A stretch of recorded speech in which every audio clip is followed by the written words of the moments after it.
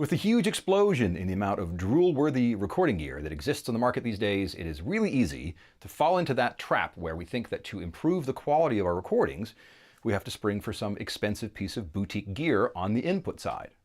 But the reality is that until you know exactly what's going to tape, it doesn't matter what you own or how much you paid for it, you're not getting the most out of that piece of gear. Literally, if you have $6,000 microphones, or high-end boutique channel strips, or vintage optical limiters, or tube limiters, or even EQs, no matter what you're using, until your monitors are right, nothing is right. And that is why today we're talking about the MC3.1 Master Monitor Controller from Drawmer, which is dollar for dollar and pound for pound the best monitor controller you can buy for anywhere near the money. So I've recently reconfigured this room, but the monitor controller that comes with this console doesn't do everything that I need. So I needed to look for a new one, which is what led me to the Drawmer. So for this room and for what I do here, I needed to be able to run a stereo pair of subwoofers, and I wanted to be able to share those subs between a pair of NS10s and also my pair of ATCs. But in addition to that, I also wanted to be able to run a mono Auratone speaker in the middle, which I used to do forever ago, but I haven't set it up in years because it's such a hassle with a lot of monitor controllers. The Drawmer makes it really easy. Along with that, I wanted to be able to trim the outputs of all the speakers against each other from the listening position. So it's a small room. I don't want to dive under the console and behind all the speakers trying to find all the trim pots for the volumes. I just wanted to do it right from the listening position, which the Drawmer lets you do very easily.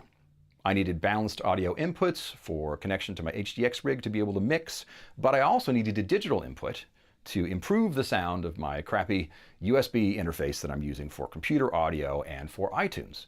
Because if I'm using iTunes mixes as a reference for things that I'm mixing in the studio, it's important that those mixes are coming through high quality converters as well, so that I really am comparing apples to apples, and now I'm able to do that using the Drawmer.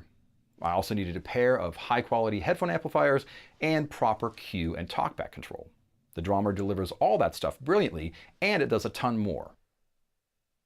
Before we get into individual buttons and knobs and switches, it's critical to remember that individual buttons and knobs and switches are only so important. I mean, obviously the gear has to do what we need it to do, but the most important thing for a monitor controller is the way it sounds, and that is not always the case. Before the guys at Drawmer decided which features would be in which boxes in the monitor line, they made sure that they all sounded amazing first. And by amazing, I mean they don't sound like anything.